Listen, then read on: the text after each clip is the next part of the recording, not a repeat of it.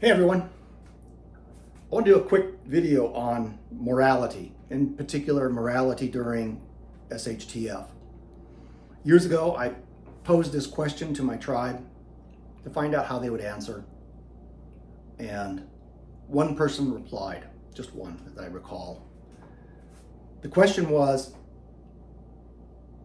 you're on your way home after SHTF has just splashed itself all over the world, the entire world. The grid's down, it's never coming back up, and you're on your way home. You're on the highway, and there's a pileup. You're not getting through it, but you try. You hit some debris field, and you lose multiple tires. 2, 3, 4 of your tires all pop. You coast to a stop, you look to your right, and there's a car identical to yours. You have a jack, you have the ability to transfer those tires over. You get out, you notice the driver is deceased. You look back at the license plate, and it's from the other side of the country. You look in the glove box says, that license plate, other side of the country, and the name of the owner is John Doe. You check the guy's ID, and it says John Doe. John Doe's dead. He's never getting to the other side of the country. His property's never getting back to the other side of the country. His body is never going back to the other side of the country. Your family's not going to make it without you there. Would you take those tires from that deceased man's vehicle, put them on your vehicle, and continue on to get home?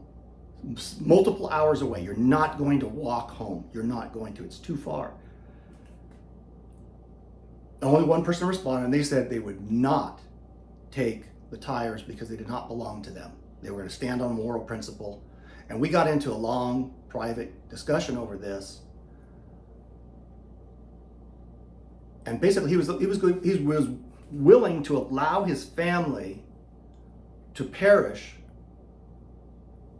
over some tires that didn't technically belong to him.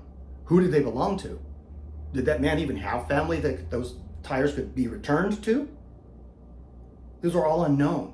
What you do know is that your family's in trouble. They're not going to make it without you. And the way to get home is right there in front of you. Walking's too far, you're not going to make it.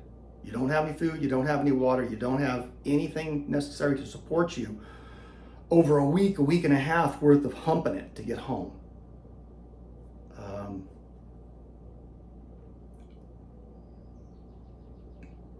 You need to understand that when SHTF occurs, there comes a moment, a tipping point, when the normal rules of society no longer apply. And you need to ask yourself what you're prepared to do to protect your family and what you're not prepared to do. The ones who has the shortest list of what they're not willing to do to live will live the longest. Those who have the longest list will perish first. And in this case, you're condemning your entire family to perish also, simply because you're standing on some moral principles that no longer really apply.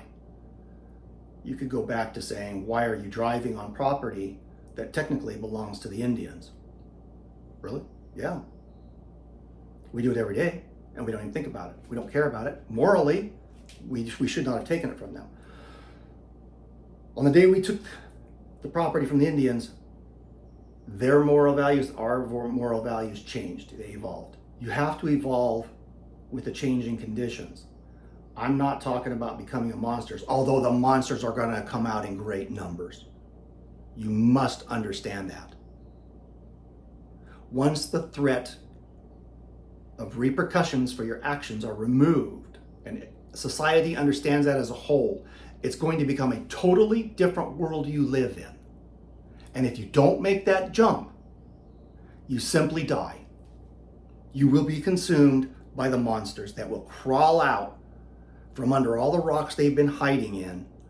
And I'm talking about mental rocks that they've been hiding under. Because inside each person is a monster. It just needs enough trigger points to hit to turn you into that monster. I know there are a few people. I like to believe I'm one of those. I'm so moral and I'm so good, I would never threaten my daughter's well-being, and my moral stance probably changes. So prepare yourself now for that paradigm shift, and understand that you'll be operating under a different set of rules. The rules that apply today will not apply then. Failure to understand that will be the death of you.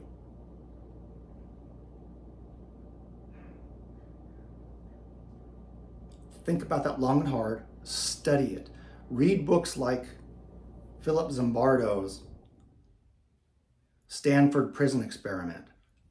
He took a group of 19 average college students, put them in a prison environment that they created themselves, and within one day, the guards were doing horrific things to the prisoners.